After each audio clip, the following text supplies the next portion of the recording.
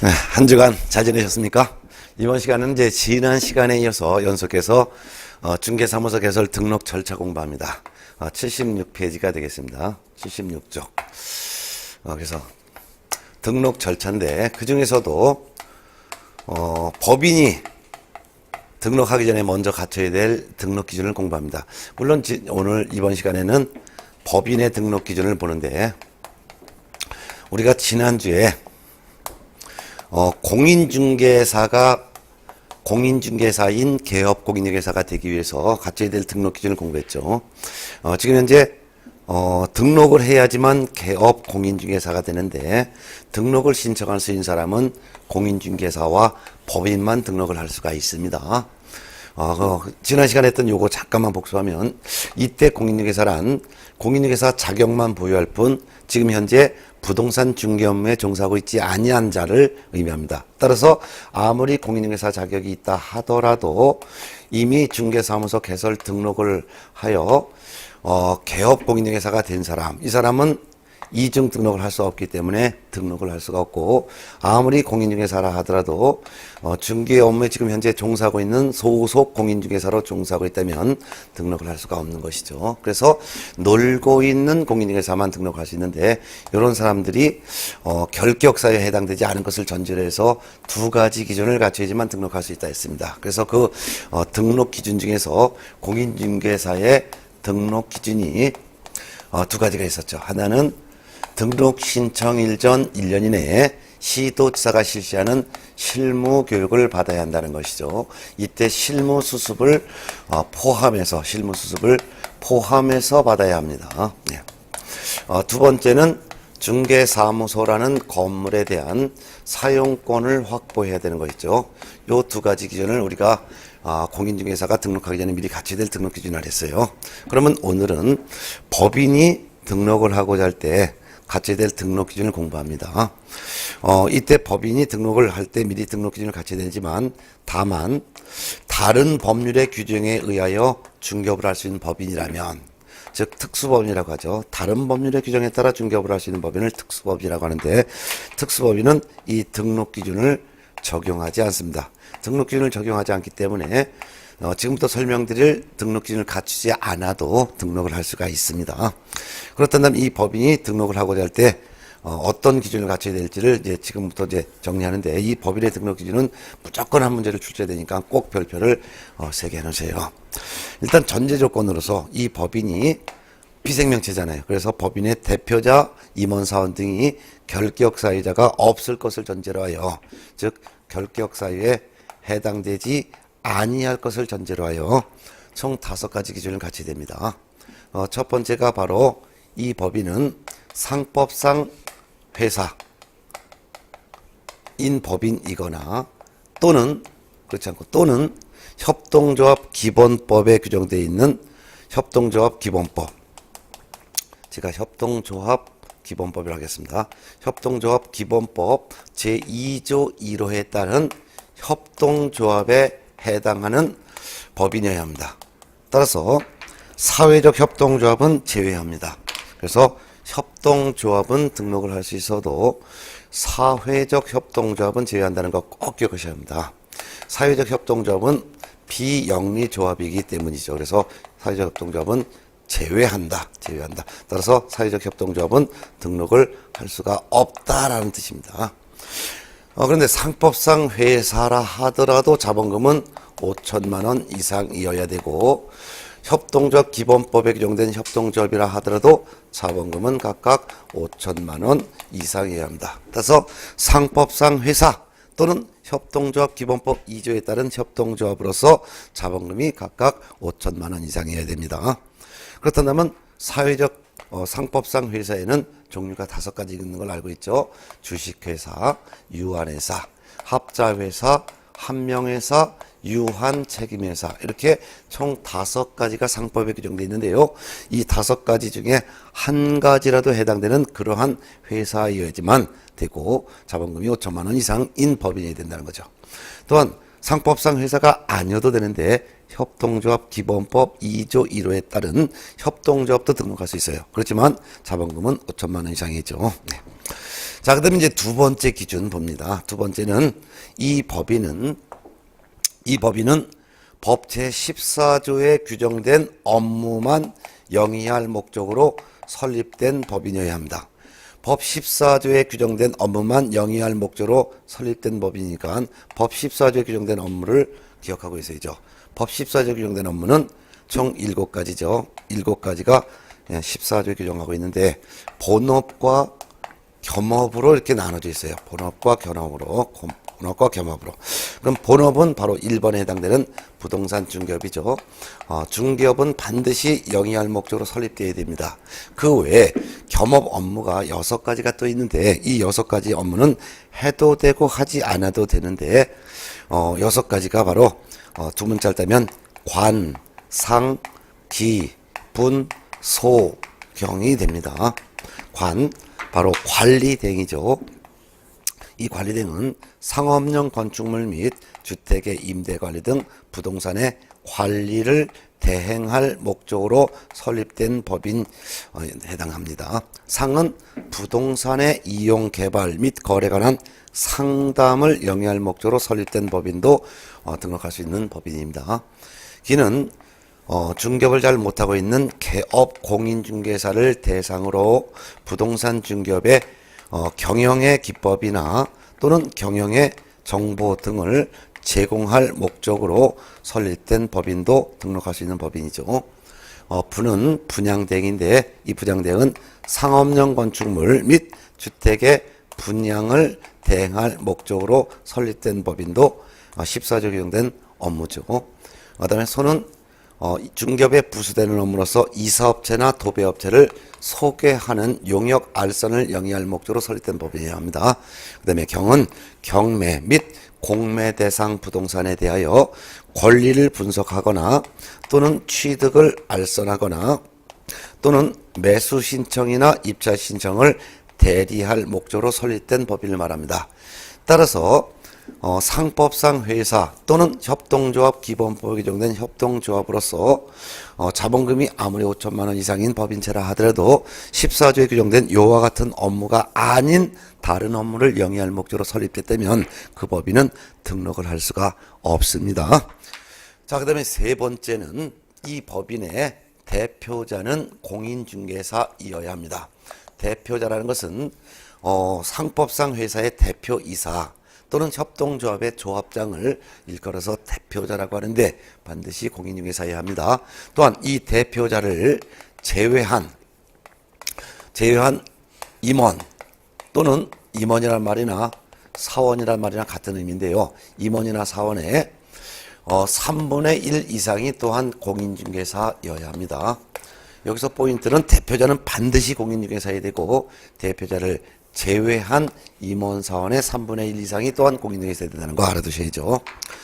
그 다음에 이제 네 번째는 이 법인의 대표자를 포함하여 임원 또는 사원 같은 의미인데 임원, 사원, 전원이 전부 다 전원이 등록 신청일 전 1년 이내에 시도지사가 실시하는 실무 교육을 받아야 합니다. 이때 실무 수습을 포함하여 실무 교육을 받아야 합니다.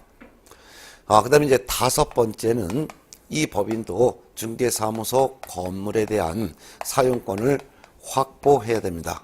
이때 중개사무소 건물 확보 기준은 공인중개사 등록하고자 할 때 갖춰야 될 건물 기준과 같습니다. 그래서 이 건물은 원칙적으로는 건축물 대장에 기재가 된 건물이죠. 건축물 대장에 기재가 된 건물로 확보를 해야 됩니다. 그런데 이때 건축물 대장에 기재가 된 건물이지 가설 건축물 대장에 기재가 된 건물은 제외한다는 거.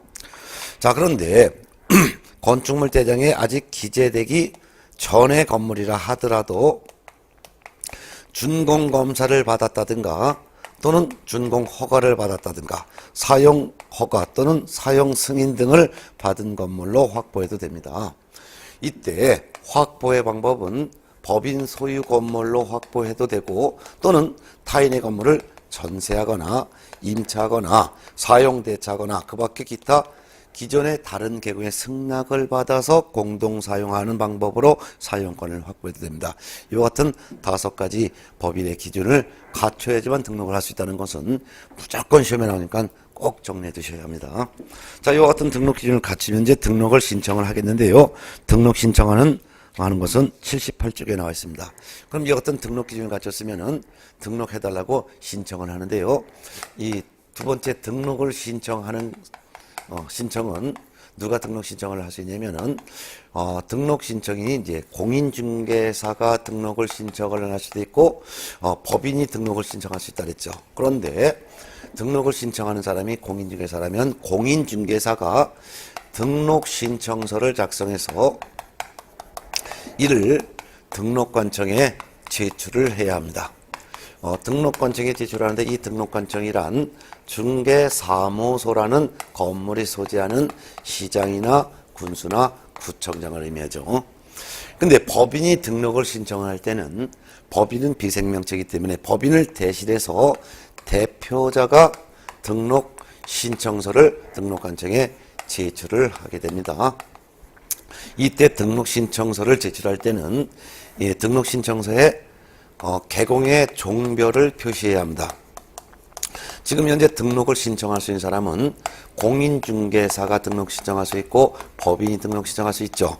그렇기 때문에 공인중개사인 개업공인중개사로 등록을 신청할 때는 공인중개사 옆에 이렇게 표시하는 것이고 법인이 등록을 신청하고자 할 때는 법인 옆에 체크해서 이를 제출하는데요.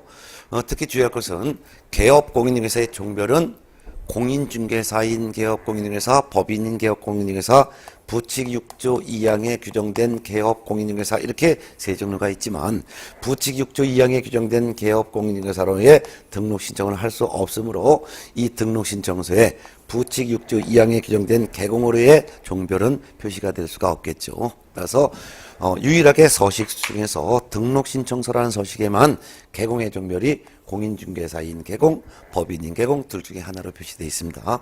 근데 등록 신청을 하면서 동시에 인장 등록 신고를 같이 할 수 있습니다. 그래서 인장 등록 신고도 같이 할 수 있기 때문에 등록 신청서는 등록 신청서와 인장 등록 신고서가 같이 표시가 되어 있습니다. 따라서 등록 신청할 때 인장 등록도 같이 한다면 여기 등록할 도장, 즉 앞으로 사용할 인장을 여기에 찍어서 이를 등록관청에 제출하는 것이죠.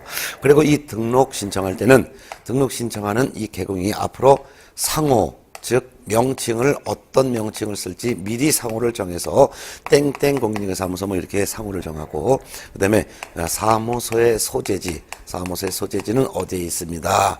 그리고 앞으로 사용할 등록 인장은 요 도장입니다. 이렇게 해서 찍어서 등록관청 귀하해서 제출하는 거예요. 그래서 등록관청은 중개사무소라는 건물이 소재하는 시군구청장이기 때문에 만일 중개사 사무소가 서울특별시 동작군 노량진 등에 있다면 동작구청장 이렇게 쓰겠죠. 동작구청장 귀하해서 동작구청장한테 제출하는 거예요. 자, 근데 이 등록 신청서를 제출할 때 이 등록 신청서뿐만 아니라 서류를 첨부하는 게 있어요. 서류를 첨부하는 게 3가지가 있는데 그 첫 번째가 등록 신청하려는 공인중개사라면 공인중개사가 실무교육 이수하였음을 증명할 수 있는 실무 이수 확인증 4번을 제출하는 것입니다. 그런데 주의할 것은 실무교육 이수증은 이거는 원칙적으로는 제출을 해야 되지만 제출을 생략할 수도 있습니다. 제출 생략은요.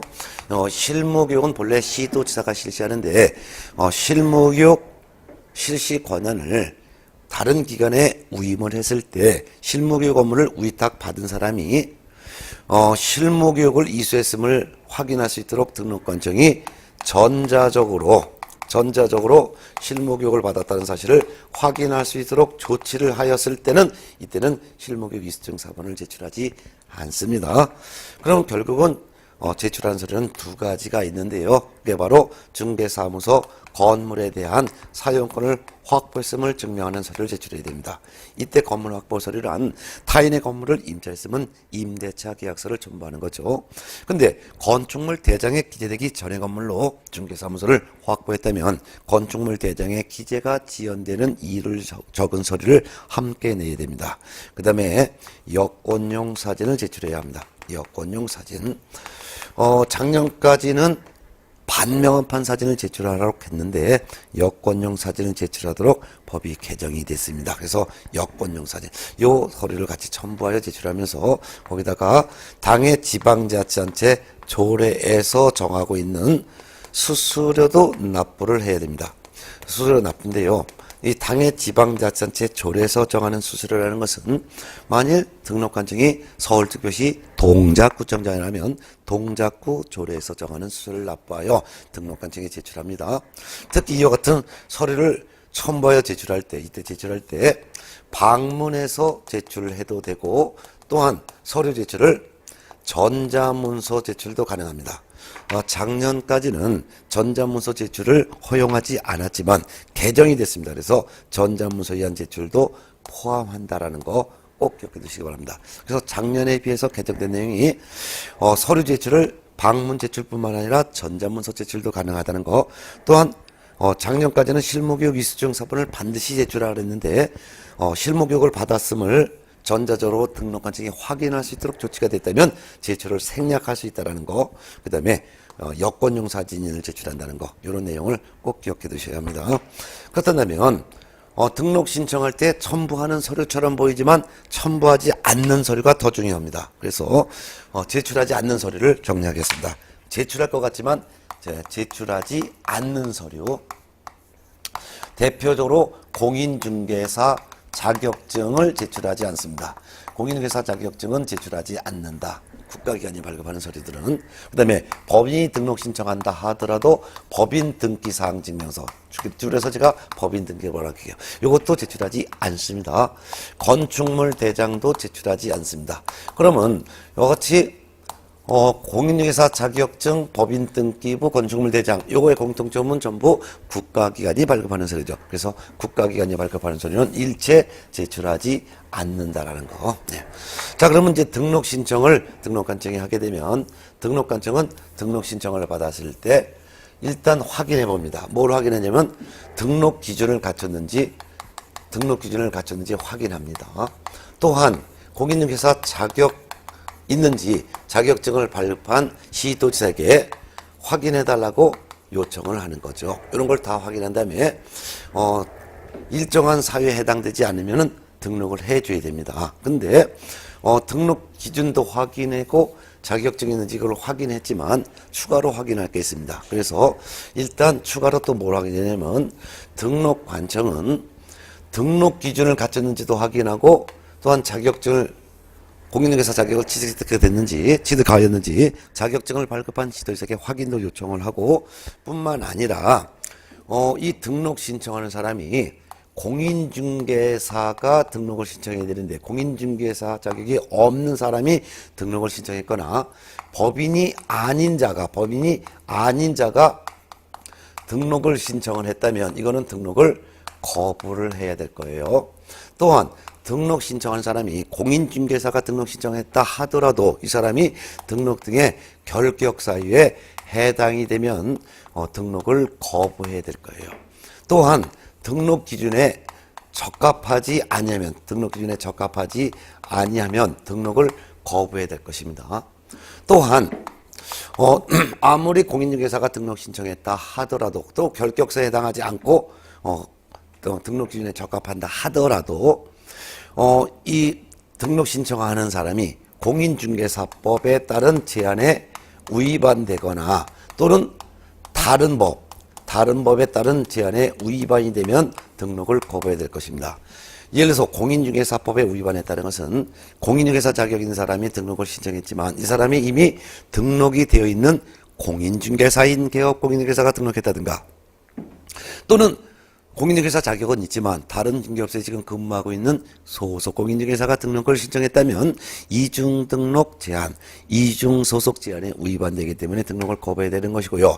다른 법에 따른 제한에 위반했다는 것은 아무리 건축물 대장에 기재된 건물로 중개사무소를 확보했다 하더라도 그 중개사무소가 중개사무 용도에 적합해야 돼요. 그래서 건축법이라고 하는 다른 법에서는 중개사무 용도로 사용할 수 있는 건물의 용도는 제2종 근린생활시설 또는 일반 업무시설 용도이어야 되는데 이것이 건축법이라는 다른 법령에 따른 제한에 위반된다면 예를 들면 주거용 건물로 중개사무소를 확보했다면 건축법이라는 다른 법에 따른 제한에 위반되기 때문에 등록을 거부해야 되는 것이죠. 이런 걸 거부해야 되는 거예요.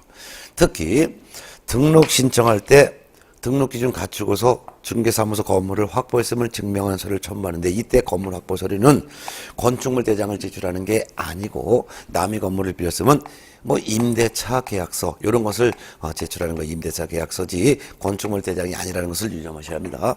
특히 건물은 면적 제한이 없기 때문에 건물 면적 제한이 없기 때문에 20제곱미터 이상이 된다니 이런 말이 나오면 틀린 거예요. 건물에 대한 면적 제한은 전혀 없다라는 거 이런 것들은 좀 알아두셔야 돼요. 자, 그런 걸 다 이상이 없다면은 등록을 해주는 거죠. 그래서 등록 신청을 받은 등록관청은 개업 공인중개사에 따라 구분하여 종별에 따라 구분하여 등록을 해줍니다. 등록을 해주는 것을 등록 처분해줬다 그 말입니다. 등록 처분해줬다는 것은 개공으로 만들어졌다는 뜻인데요.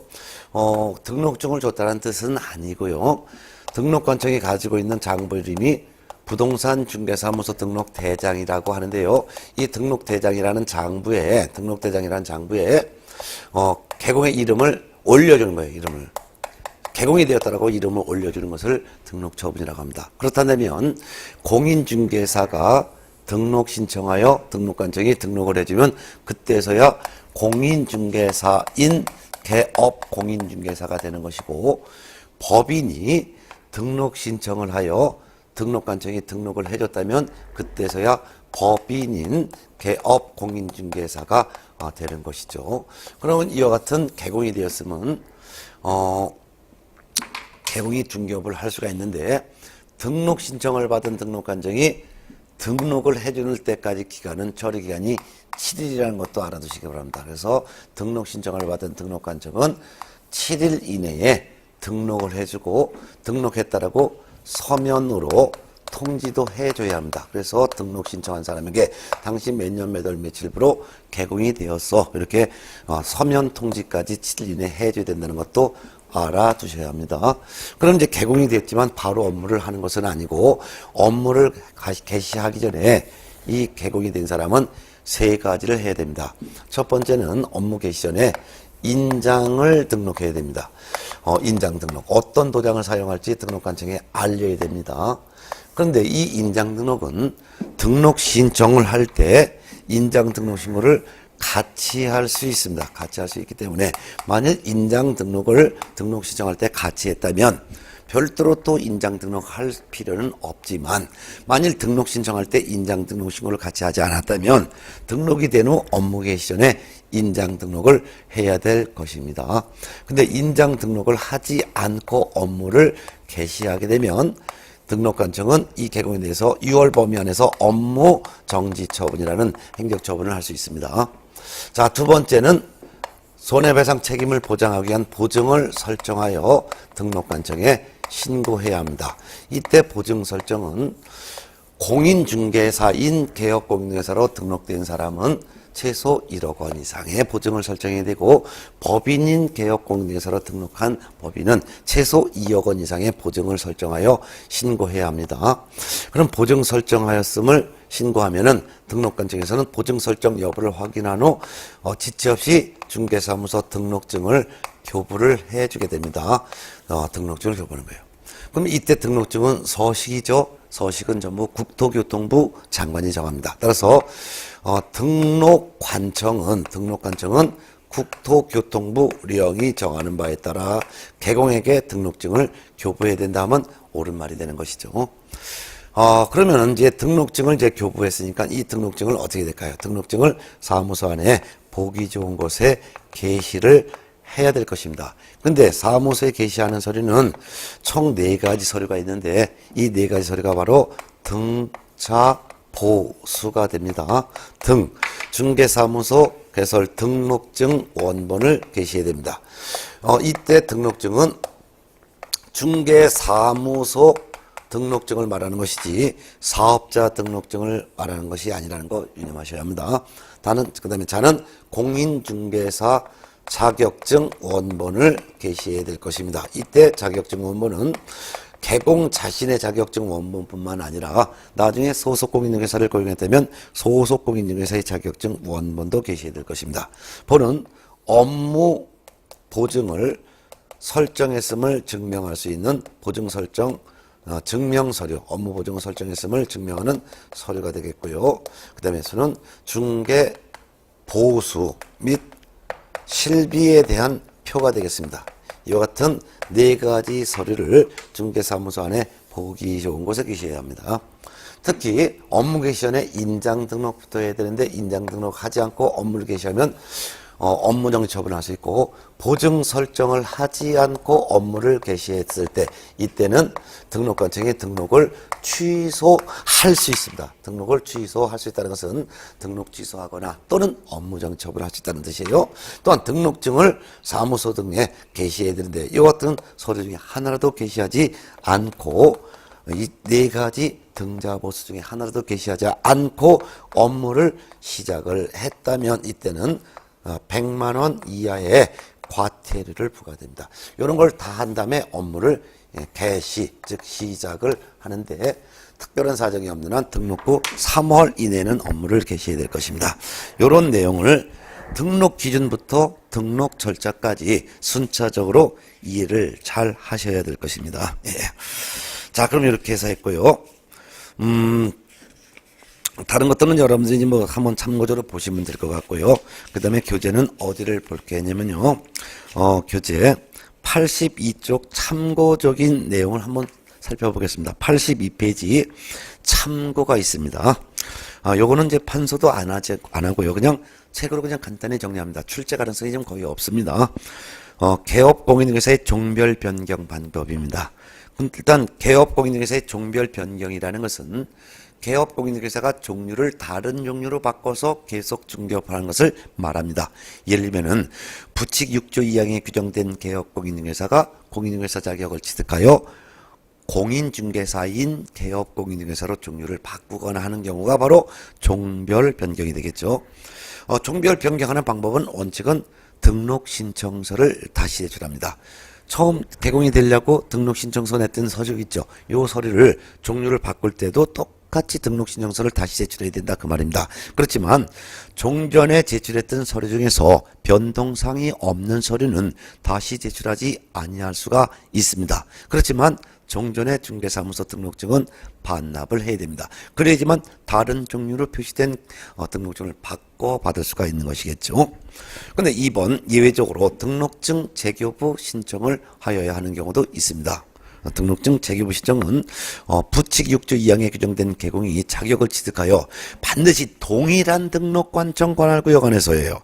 반드시 동일한 등록관청 관할구역 안에서 그것도 공인중개사인 개업공인중개사로 종류를 변경하여 계속 중개업을 하고자 할 때는 이때는 등록신청서라는 서식을 제출하는 게 아니라 등록증 재교부 신청서를 제출해야 됩니다. 이때 종전의 등록증은 반납해야 됩니다.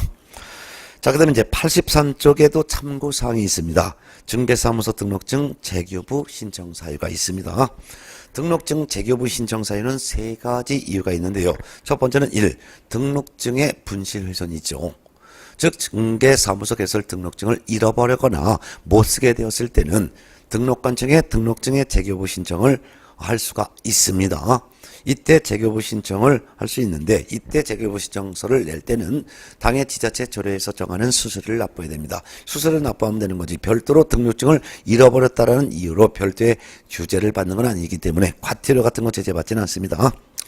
2번 등록증 기재사항의 변경입니다. 등록증에는 개공의 성명, 개공의 상호가 명시되어 있는데요. 개공이 성명을 개명하거나 상호를 바꾸거나 했을 때가 바로 등록증의 기재사항이 변경된 사유가 되겠죠. 이때는 등록증 재개업 신청을 하여야 합니다. 이때도 수수료는 납부해야 됩니다. 세 번째는 법 부칙 6조 2항에 규정된 개공이 공인중개사 자격을 취득하여 동일한 등록관청 관할구역 안에서 공인중개사인 개공으로 종류를 바꿀 때 이때도 등록증 재개업 신청을 해야 됩니다. 이때 수수료는 납부해야 된다는 것도 이해해 두셔야 되겠죠. 네. 자, 그럼 이제 이렇게 해서 보셨고, 이제 등록과 관련된 기타 사항으로서 교재 90페이지를 보시기 바랍니다. 기타 사항에서도 한 문제가 출제가 자주 됩니다. 그래서 등록 파트에서는 등록 기준 지금 오늘 말씀드린 거 이거 무조건 출제를 하는 것이고, 그 다음에 두 번째 한 문제가 더 나오는 것이 바로 90쪽에 나와 있는 기타 사항에서 한 문제를 출제하게 됩니다. 그 중에서 이중 등록 및 이중 소속 제한이 90쪽에 있습니다. 개공은 등록한 사람을 개공이라고 합니다. 따라서 등록이 되어 있는 상태에서는 어떠한 이유를 달더라도 추가 등록은 할 수 있습니다. 추가 등록을 할 수가 없습니다. 그래서 이중 등록 제한에서 동그라미 1번부터 보겠습니다. 1. 개업 공인중개사는 이중으로 중개사무소에 개설 등록을 하여 중개업을 할 수가 없습니다. 이는 현업 중에도 이중 등록할 수 없고 휴업 신고하고 휴업 기간 중에 또 이중 등록할 수 없으며 업무 정지 기간 중에도 또한 이중으로 등록할 수 없습니다. 만일 이중으로 등록을 했을 때는 동그라미 2번 제재를 받는데요. 이때 제재는 등록 취소 처분 반드시 받고 1년 이하의 징역 또는 1천만 원 이하의 벌금형의 처벌까지 받습니다. 그 다음에 반가로 2번 이중 소속 제한은 별도로 별표를 2개 놓으시기 바랍니다. 이중 소속 제한이라는 것은 둘 이상의 사무소에 근무할 수 없다라는 뜻입니다. 누가 할 수 없는지를 보겠습니다. 1번 개업 공인중개사, 소속 공인중개사, 중개보조원, 개업 공인중개사인 법인의 사원 임원, 이분들을 일컬어서 개업 공인중개사 등이라고 하는데요. 중개업에 종사하는 모든 사람을 말합니다. 이와 같은 개공, 소공, 보조원, 사원, 임원, 이것이 개공 등은 다른 개공에 소공될 수 없습니다. 다른 개공에 중개보조원 될 수 없습니다. 다른 개공인 법인의 사원, 임원이 될 수 없습니다. 이는 현업중이건 휴업중이건 개공은 일체 둘 이상의 사무소에 근무하는 거 허용되지 않습니다. 동그라미 2번 개공 등이 다른 개공의 소공이나 보조원이나 사원 임원이 되면 즉 이중 소속하게 되면 제재를 받게 되는데요. 그 중에서 기억번 개공이 다른 개공의 소공 보조원 사원 임원이 되어 이중 소속했다면 등록 취소 처분 받습니다. 또한 1년 이하의 징역 또는 1천만 원 이하의 벌금의 처벌도 받습니다.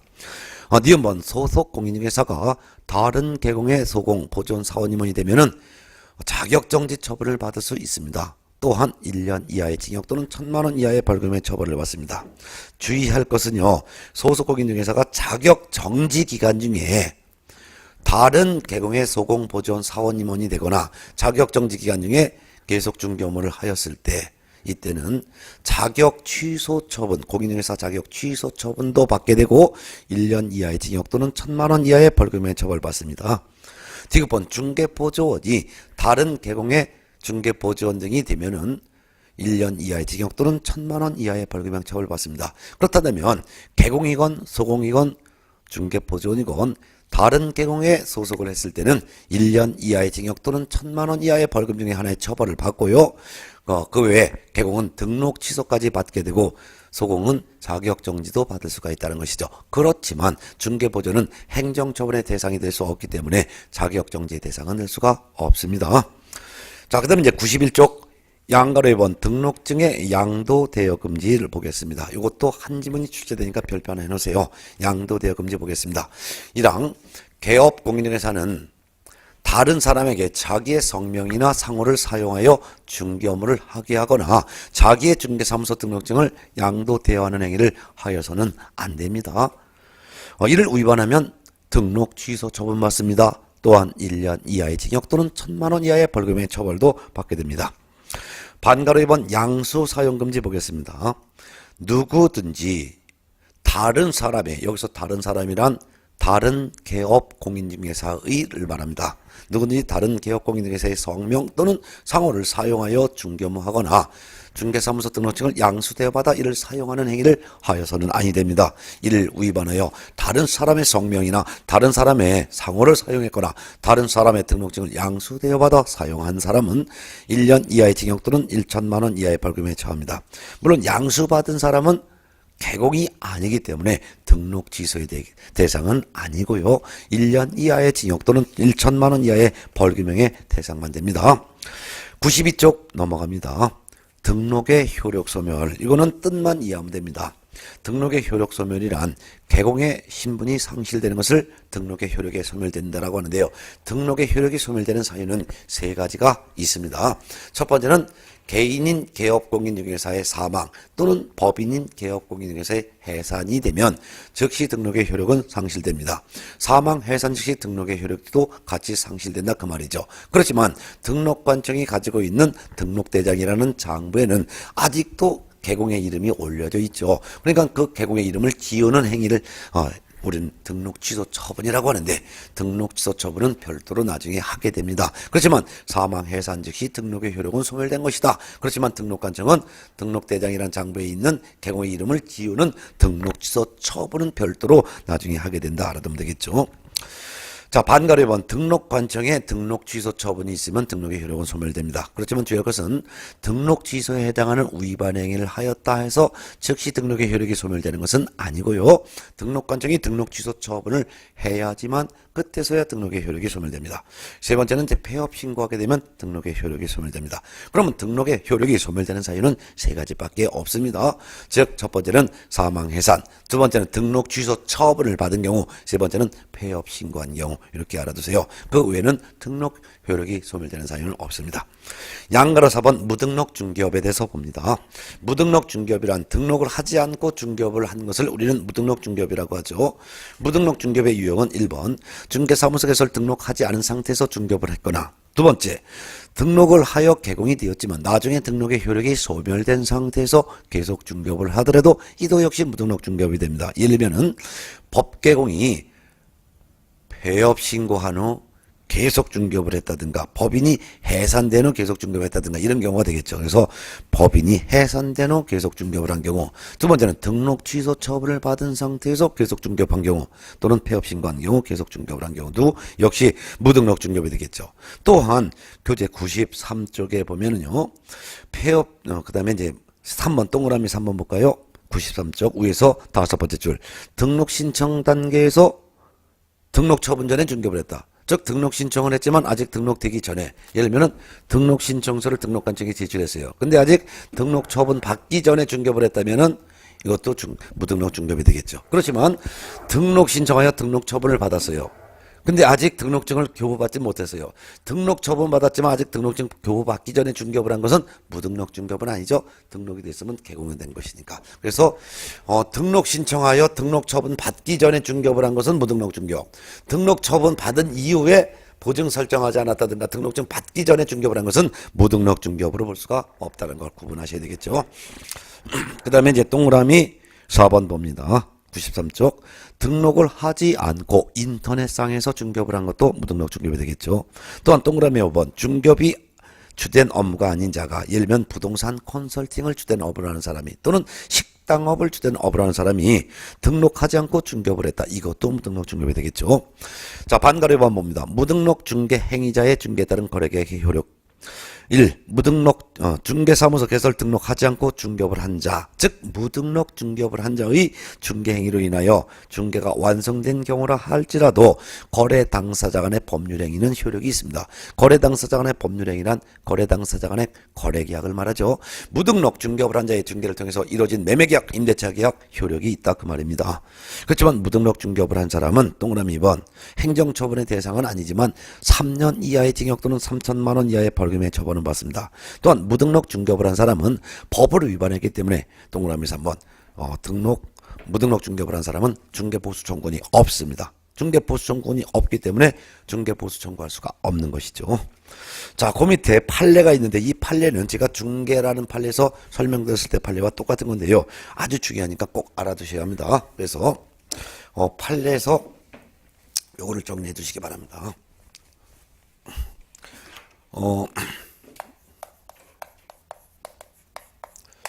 중개사무소 개설 등록을 하지 않고, 즉 무등록 상태에서 한 번 중개한 것을 무등록 중개라고 합니다.